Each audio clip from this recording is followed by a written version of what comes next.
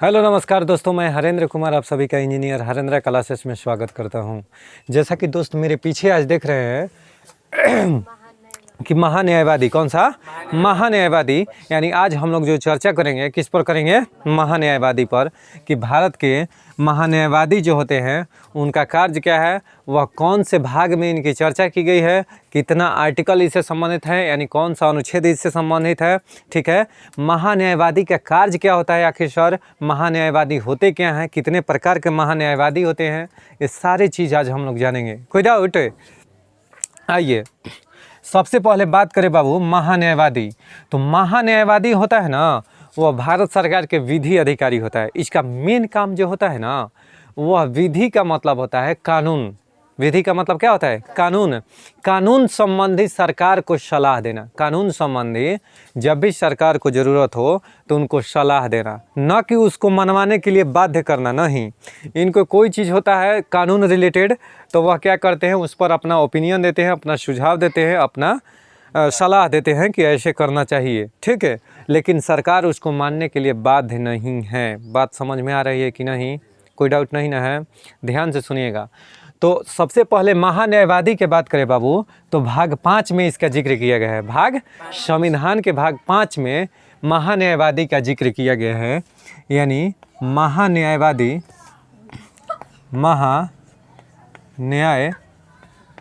का उल्लेख, महान्यायवादी का उल्लेख भाग 5 में किया गया है। भाग 5 में किया गया है। महान्यायवादी का बाबू उल्लेख किस में किया गया है? भाग 5 में किया गया है। अगर अनुच्छेद की बात करें कि सर किस अनुच्छेद में किया गया है, तो अनुच्छेद 76 में। यानी महान्यायवादी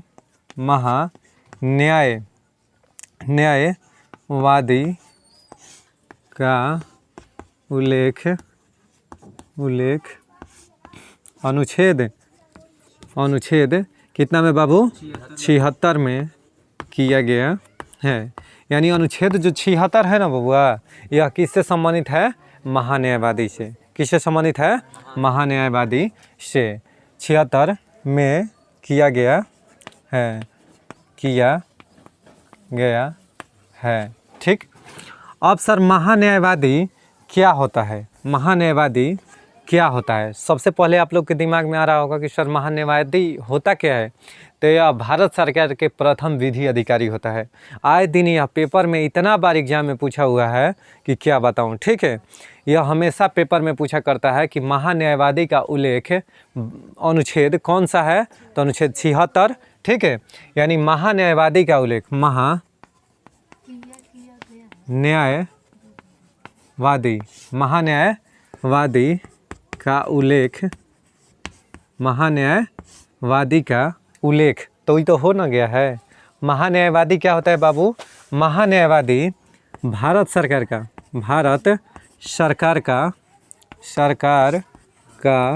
प्रथम विधि अधिकारी होता है। विधि अधिकारी होता है। यानी भारत सरकार के प्रथम विधि अधिकारी कौन होता है बाबू? तो महान्यायवादी। कोई डाउट है? यह पेपर में पूछा हुआ क्वेश्चन है। पूछेगा कैसे? पेपर में कैसे पूछेगा कि भारत सरकार के प्रथम विधि अधिकारी कौन होता है, तो भारत का महान्यायवादी। अनुच्छेद कितना में बाबू? अनुच्छेद 76 में। यह VVI क्वेश्चन है। ठीक है, ये सब ध्यान देना। ये भी कई बार क्वेश्चन पूछा हुआ है ये सब। ठीक। और देखो जो मेन फंडा है कि सर इसकी नियुक्ति के बात किया जाए कि महान्यायवादी की नियुक्ति कौन करता है, तो बताइए कौन करता है? कौन बता देगा? भारत के महान्यायवादी की नियुक्ति मंत्रिपरिषद के सलाह पर, क्या बोला मैं? मंत्रिपरिषद के सलाह पर राष्ट्रपति करते हैं, न कि राष्ट्रपति करते हैं डायरेक्ट। समझ जाइएगा। पेपर में अगर रहेगा कि राष्ट्रपति करते हैं या भारत के महान्यायवादी का नियुक्ति मंत्रिपरिषद के सलाह पर राष्ट्रपति करते हैं, दोनों रहेगा। तो ध्यान से देखिएगा कि महान्यायवादी वादी की नियुक्ति मंत्रिपरिषद के सलाह पर मंत्रिपरिषद के सलाह पर मंत्रिपरिषद के सलाह पर राष्ट्रपति द्वारा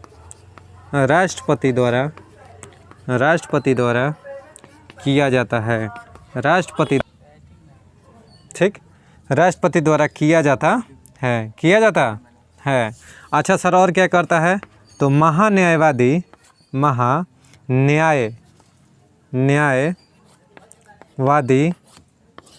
भारत सरकार को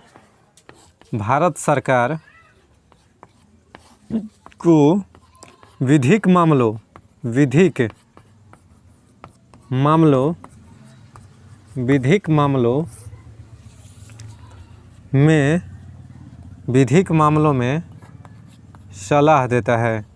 मामलों में सलाह देता है। यानी यह क्या करता है बाबू? तो विधिक मामलों पर सलाह देता है। आप विधिक मामला कहे तो बाबू लॉ रिलेटेड यानी कानून संबंधी मामलों पर किसको सलाह देता है? भारत सरकार को सलाह देता है। महान्यायवादी भारत सरकार को विधिक मामलों पर सलाह देता है। इसका यही कार्य है। देख बाबू, भारत में कहाँ पर? भारत में तीन अधिकारी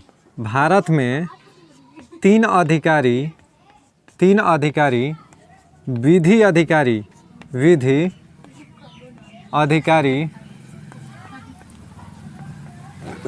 अधिकारी होता है। भारत में 3 अधिकारी विधि अधिकारी होता है। कौन कौन बाबू? भारत में 3 अधिकारी विधि अधिकारी होता है। पहला सुनिएगा, पहला गौर फरमाइएगा। भारत का महान्यायवादी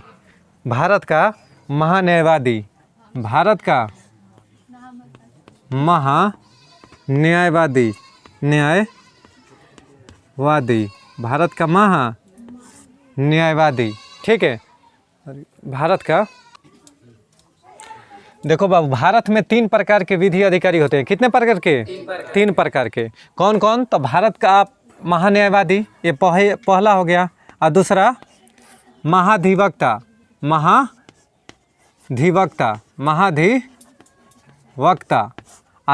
और तीसरा के बात करें तो अपर महाधिवक्ता। कौन सा? अपर महाधिवक्ता। यानी भारत के ऐसा लिख लेना, भारत के, यहाँ लिखना भारत के अपर महाधिवक्ता।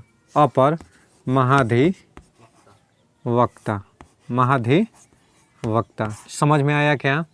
भारत का महान्यायवादी को कहते हैं बाबू attorney general of India. Attorney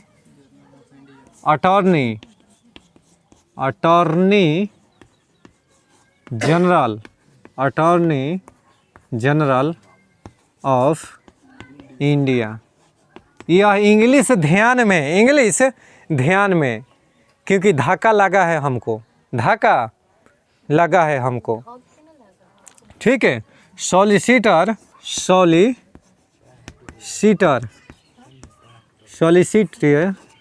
general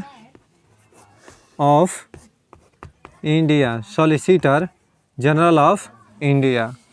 अब सर भारत के अपर महाधिवक्ता के बात करें तो एडिशनल सॉलिसिटर, इसको कहते हैं एडिशनल सॉलिसिटर,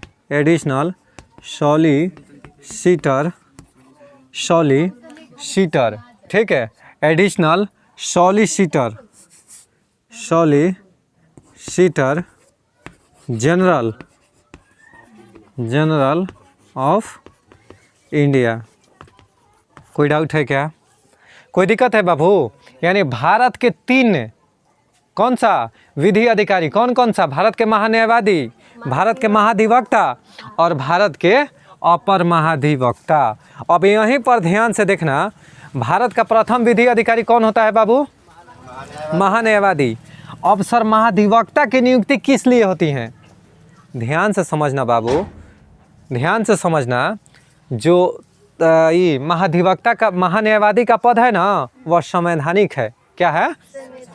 हाँ, ध्यान से सुनना, यहीं पर बहुत बड़ा क्वेश्चन बनेगा। महान्यायवादी का पद संवैधानिक है। कैसा है बाबू? संवैधानिक है। ठीक, संवैधानिक है।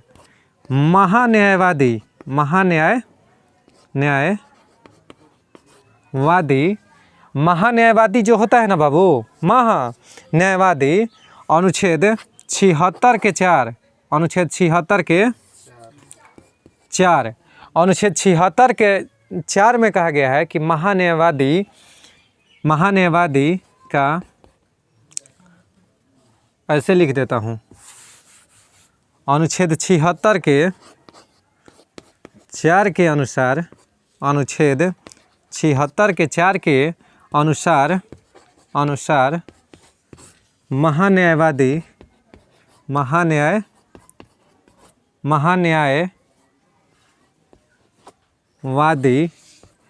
का कार्यकाल कितने वर्ष का बाबू? महान्यायवादी का कार्यकाल राष्ट्रपति के प्रसाद पर्यंत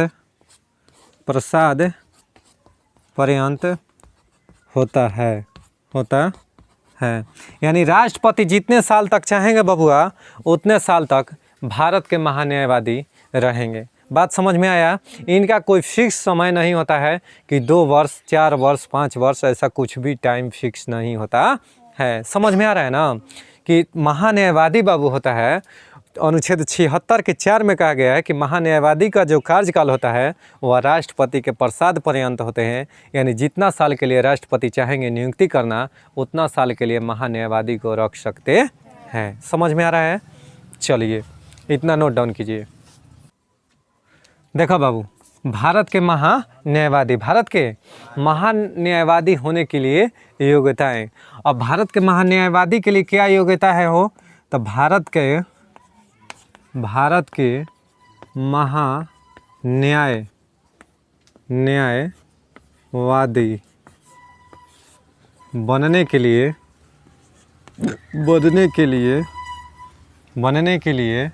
भारत के महान्यायवादी बनने के लिए, मुख्य न्यायाधीश के बनने के लिए योग्यताएं भारत के महान्यायवादी बनने के लिए योग्यताएं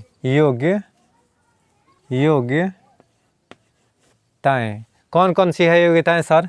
तो वह भारत सरकार के कर रहे हैं, वह सुप्रीम कोर्ट के मुख्य न्यायाधीश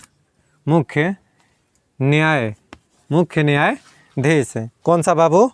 वह सुप्रीम कोर्ट के मुख्य न्यायाधीश नहीं, न्यायाधीश बनने योग्य हो। क्या बोला मैं? कि वह सुप्रीम कोर्ट, एससी का मतलब क्या होता है? सुप्रीम कोर्ट, यानी सर्वोच्च न्यायालय। कौन सा? सर्वोच्च न्यायालय बाबू, इसको कहते हैं सुप्रीम कोर्ट, सर्वोच्च न्यायालय। ठीक, सर्वोच्च न्यायालय के न्यायाधीश बनने योग्य हो। कौन? तो महान्यायवादी। अगर आप महान्यायवादी बनती हैं तो आपको सुप्रीम कोर्ट के न्यायाधीश यानी सर्वोच्च न्यायालय के न्यायाधीश बनने योग्य आपके पास एजुकेशन होना चाहिए। ठीक, अच्छा, एक लड़का पूछ दिया कि सर महान्यायवादी का कार्यकाल कितना होता है? तो हमारे संविधान में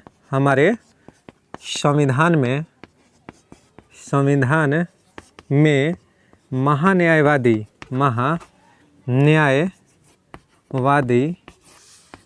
का कार्यकाल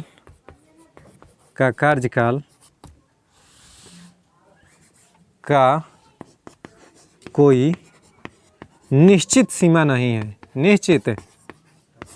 सीमा नहीं है। बबुआ समझ में आया क्या बात? कि महान्यायवादी का बाबू कार्यकाल के लिए कोई निश्चित सीमा नहीं है। ऐसा नहीं है कि 3 वर्ष के लिए बनेंगे, 4 वर्ष के लिए बनेंगे। ऐसा हम आपको लिखवा चुके हैं कि यह राष्ट्रपति के प्रसाद पर्यंत होते हैं। अनुच्छेद 76 के 3 के अनुसार क्या है? अनुच्छेद बबुआ अनुच्छेद 76 के 3 में कहा गया है, अनुच्छेद 76 के 3 में कहा गया है कि महान्यायवादी को अपने कर्तव्य का धारण करने के लिए स्थिति न्यायालय, देखो इसमें कहा गया है 76 के 3 में कि भारत सरकार का जो महान्यायवादी होगा उसका भारत के किसी भी न्यायालय में सुनवाई करने का अधिकार, यानी किसी भी न्यायालय में इसका सुनवाई होगा, किसी भी न्यायालय में महान्यायवादी का सुनवाई होगा। अनुच्छेद 76 के 3, अनुच्छेद 76 के 3 के अनुसार महान्यायवादी को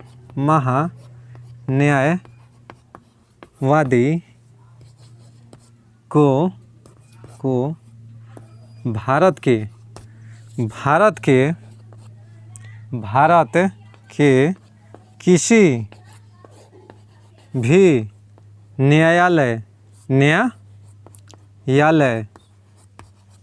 में सुनवाई का अधिकार, सोच लो कितना पावर होता है इस समय, सुनवाई का अधिकार। यानी अनुच्छेद 76 के 3 के अनुसार महान्यायवादी को भारत के किसी भी न्यायालय में सुनवाई का अधिकार किस में है? अनुच्छेद 76 के 3 में। अनुच्छेद 76 के 3 में यह पूछा है क्वेश्चन कई बार, ध्यान से रखना बात को, इस बात को सब ध्यान से रखना बाबू, ये सब इम्पोर्टेंट क्वेश्चन है, समझ गया ना। यह हमेशा पूछता है कि भारत के महान्यायवादी को किस आर्टिकल के तहत उसको किसी भी, यानी महान्यायवादी अगर हम हैं ना, भारत के किसी भी कोने में या किसी भी राज्य में मेरा सुनवाई होगा। समझ में आ रहा है ना। कोई भी विधि रिलेटेड, लॉ रिलेटेड मामला है उसका तुरंत सुनवाई होगा किस में? तो अनुच्छेद 76 के 3 में ऐसा शक्ति दिया गया है, किसको? महान्यायवादी को। चल बाबू, राष्ट्रपति द्वारा महान्यायवादी को सौंपे गए कार्य, राष्ट्रपति द्वारा महान्यायवादी को सौंपे गए कार्य, यानी राष्ट्रपति, बाबू ध्यान से सुनना, राष्ट्रपति द्वारा महान्यायवादी को सौंपे गए कार्य। तो कौन कौन सा कार्य सौंपा गया है?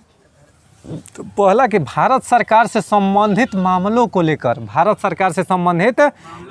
को लेकर सर्वोच्च न्यायालय में भारत सरकार की ओर से पेश होना। अब कहोगे कि इसका मतलब ही नहीं समझ में आ रहा है भैया।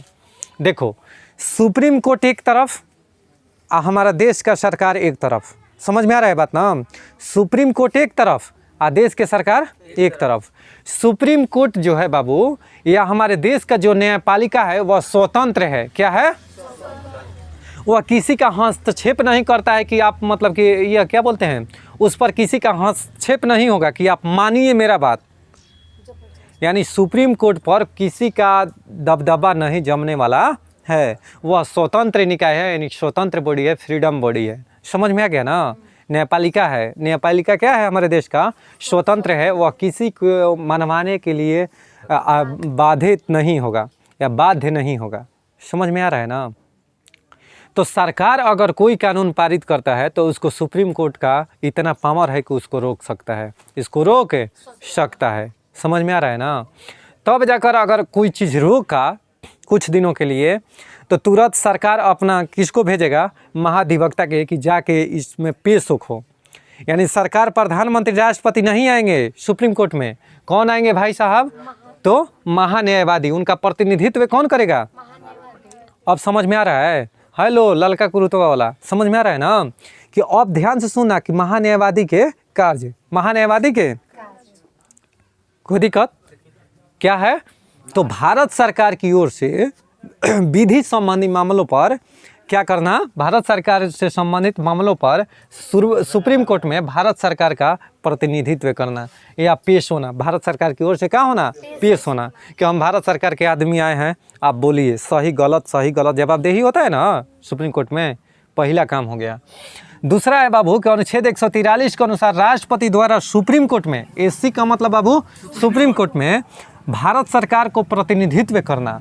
अगर राष्ट्रपति को सुप्रीम कोर्ट में पेश होना है तो वह राष्ट्रपति नहीं जाएंगे, कौन जाएंगे? सुप्रीम कोर्ट जाएंगे। महान्यायवादी जाएंगे। कौन है? यानी महान्यायवादी सुप्रीम कोर्ट में, सुप्रीम कोर्ट चल के आई, वो नवाब है, कहेगा कि हम स्वतंत्र है, हमारा भीरी आओ, हमारा भीरी आओ, हम तुम्हारे पास अभी बताए ना कि स्वतंत्र है, उसका किसी पर नहीं, उस पर किसी का नहीं चलेगा, उसका सब पर चलेगा। बात समझ में आ गया? यानी सुप्रीम कोर्ट तुम पर चलेगा लेकिन तुम उस पर नहीं चल सकती हो। बात समझ में आ रहा है ना? तो तुम चल कर जाओगी, यानी राष्ट्रपति को अगर पेश होना होगा सुप्रीम कोर्ट में तो वह किसको चूज करके भेजेंगे? उनका प्रतिनिधित्व कौन करेगा? महान्यायवादी। बात समझ में आ रही है क्या? अब देखो, सरकार से संबंधित किसी मामलों में उच्च न्यायालय में कहाँ पर? उच्च न्यायालय में, ध्यान से सुनना, कौन से न्यायालय में बाबू? उच्च न्यायालय में। उच्च न्यायालय में सुनवाई का अधिकार। क्या अधिकार बाबू? सुनवाई का अधिकार। उच्च न्यायालय माने समझ रही हो?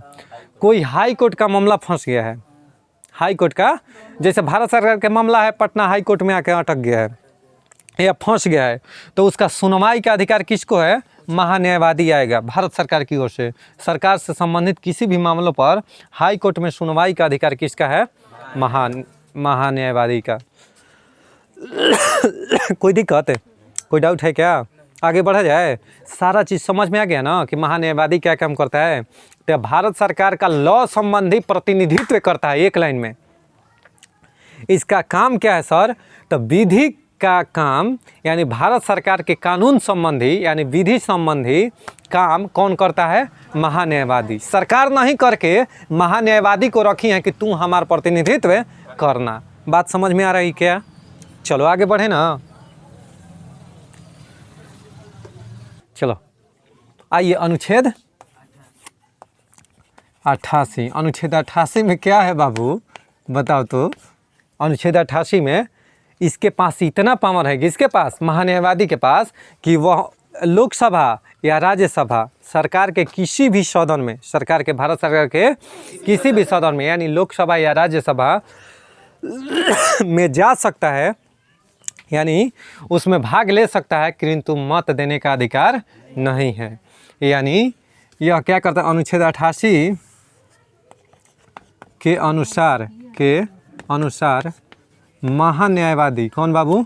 महान्यायवादी सरकार के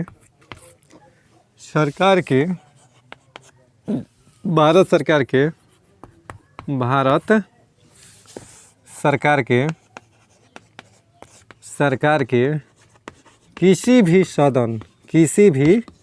सदन, लोकसभा या राज्यसभा में भाग ले सकता है, परंतु मत नहीं दे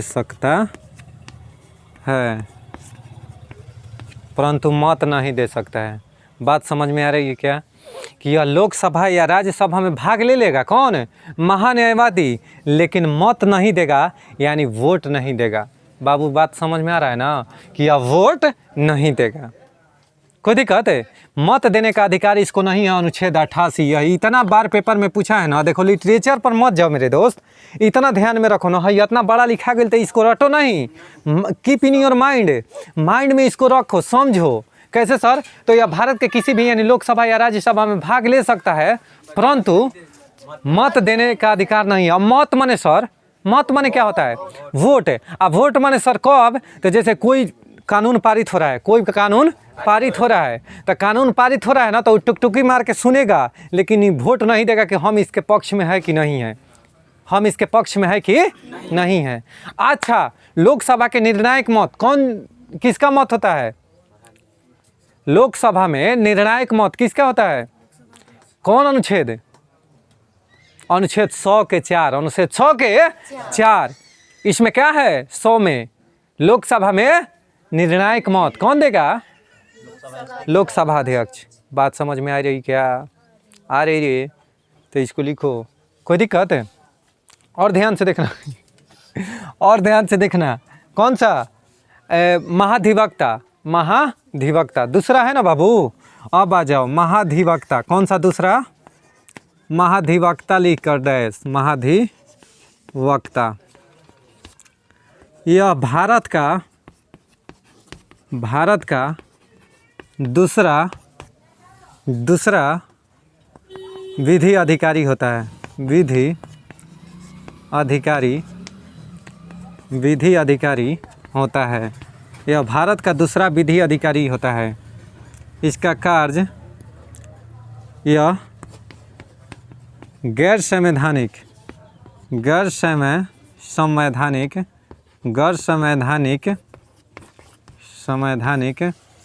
अर्थात विधिक निकाय है। क्या है? निकाय है। समझ में आ रहा है क्या? यह गैर संवैधानिक पद है। कौन सा बाबू?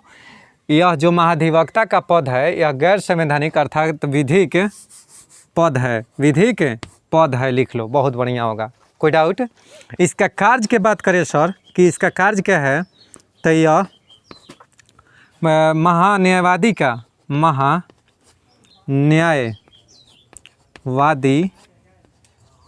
को सहायता करता है। यह महान्यायवादी को कार्यों में सहायता करता है। बात समझ में आ रही है ना कि इसका काम क्या है? सारा चीज़ क्लियर हो रहा है ना बाबू? कि महाधिवक्ता की बात करें तो यह भारत सरकार का दूसरा विधि अधिकारी कौन होता है? भारत सरकार लिख दोगी तो और बढ़िया रहेगा। यानी भारत सरकार का दूसरा विधि अधिकारी होता है। यह गैर संवैधानिक अर्थात विधिक पद है। कैसा पद है? विधिक या वैधानिक बाबू, वैधानिक पद है बबुआ। इसको लिख लेना वैधानिक, विधिक को काट कर। इलीगल होता है। विधिक का मतलब क्या होता है? इलीगल। ठीक है। वैधानिक का मतलब क्या होता है? गैर संवैधानिक या वैधानिक है। समझ में आ गया ना? यह होता है। तो वैधानिक पद है। यह महान्यायवादी को कार्यों में सहायता करता है। समझ में आ रहा है? और इसका भी कार्यकाल क्या होता है? अनलिमिटेड होता है। दिक्कत है? नोट डाउन करो। देखो बाबू, तीसरा कौन सा भारत के विधि अधिकारी होता है? तो अपर महाधिवक्ता। भारत के अपर महाधिवक्ता। कौन बाबू? अपर महाधिवक्ता। अब अपर महाधिवक्ता कहने का मतलब बाबू एडिशनल। कौन सा? Additional solicitor general of India. बात समझ में आ रही क्या रे? कोई दिक्कत नहीं ना है बाबू? कोई डाउट? देखिएगा, ठीक है। भारत के अपर महाधिवक्ता यानी एडिशनल जनरल ऑफ इंडिया, इसकी नियुक्ति बाबू राष्ट्रपति ही करते हैं। इसकी नियुक्ति कौन करते हैं? राष्ट्रपति। यह इसका कार्य की बात करें तो यह महाधिवक्ता के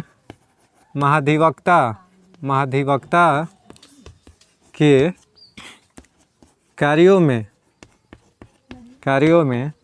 सहायता करता है।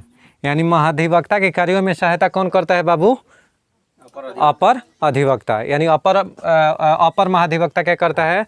यह महाधिवक्ता के कार्यों में सहायता करता है। और सर तो इसका पद, किसका पद? अपर यानी additional solicitor general of India का जो पद है, इसका पद वैधानिक है। क्या है? वैधानिक, या क्या कह सकते हैं इसको? गैर संवैधानिक